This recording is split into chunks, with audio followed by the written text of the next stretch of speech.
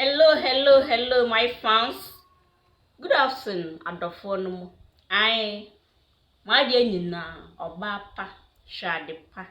Wie na mede trend video de brem. Na metena ase na me hu se Ghana for me nyatwom. Ade na meka se Ghana for me nyatwom. Na nsan me wo ha.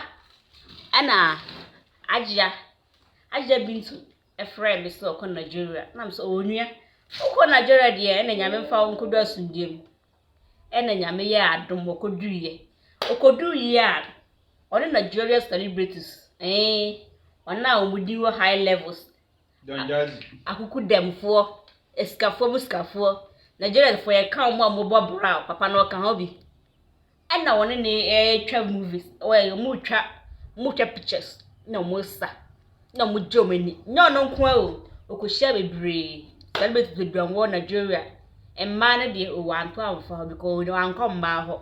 Okomema ho. Na Ghana force na Hajia Bintu ade. No ade say. Also to na e bebrebe na ode da Ghana fo no. Afere ode do Nigeria. Sister. Obaya nya no nkwa na ba yo.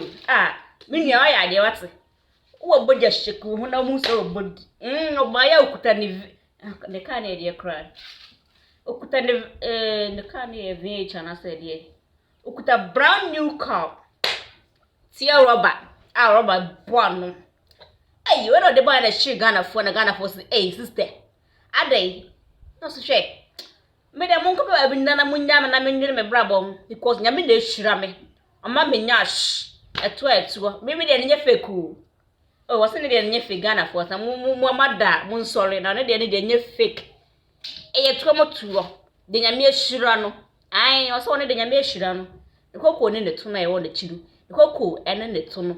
Na enokura kwada onu ankasa ne to na ewo na chine no na dididi nyame ehira no wasa kuta bullets what a ship, what a fucking ship. Hajia Bintu minister no me fo ade wo ye no so nyame na ehira wa nkoto so akoto kra na wa uskara de kotoye Ghana fo mo ye nyaatwom e de ahyebu ye gba mu ni bi ahyebu papa no ka bi na Ghana for emba ya maboy eko pressure ato pressure mbo mu na mkoye mbutso ona aka hire me oso mbu hu ne to na wo ni na Ghana for say sister ye ntana so mamba ji ekunu mu o enti ye nso ye kokoboka na ye etuo nufuo omu na eka onyam na meka o sister omu na eka Ghana for na eka star ja for we Hajia Bintu ye wa ye bieye na so hwe we kwa de menya nya hwe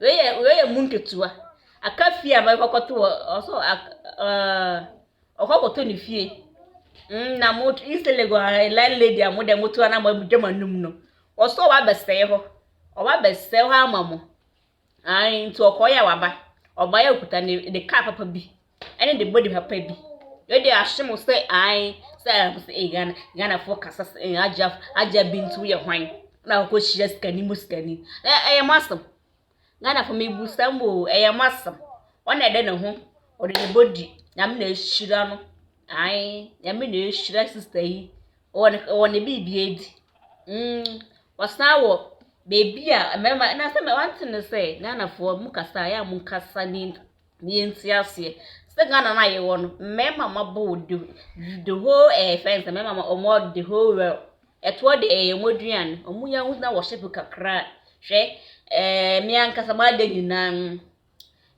fence fela makafui America hu fela no say what a tundra Hester dedi besira for operate the film so mani soko na ma hu tundra achimani so na say dey say sis ade wo so hwe obi de VH abetwe ba mani so sisi mani so abri me also what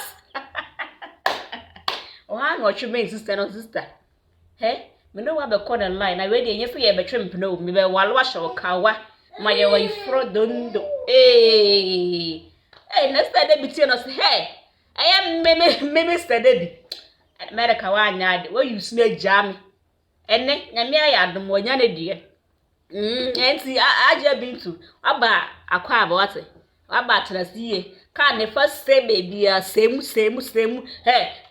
magana for hu so wo brain na onyaye wa brain kwa na ye wo body na de kwaje ye hey ai nse na wie me fans amutie me ai oba pa hwade na me sa trend video abremo ai mo afi me so mo afi mo nse na me srew tumirika fa wakunya trase tie na tie ni yiye wo tie wie a me srew share ma obi nya bi like it mame ja comment making kaya mama me da mase se mu da bia me di video beto na mo top band na bo hwe me video mama me da mase pra